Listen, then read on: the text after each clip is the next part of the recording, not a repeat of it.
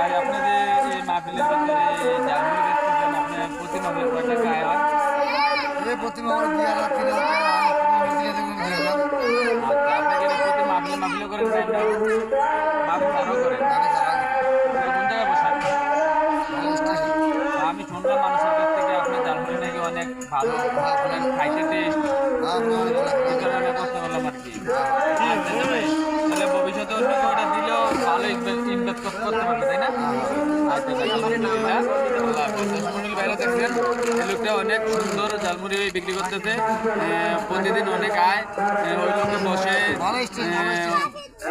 Mohammadpur বরগুটা and college মলাই বাজারে স্ট্যান্ডে বসে প্রতিদিন বিকেলবেলা হলে ওনাকে পাবেন। ওনার জালমুড়ি অনেক ভালো হয়েছে, ওনার কাছ থেকে আসছে জালমুড়ি সংগ্রহ করে খেয়ে দেখবেন। আমার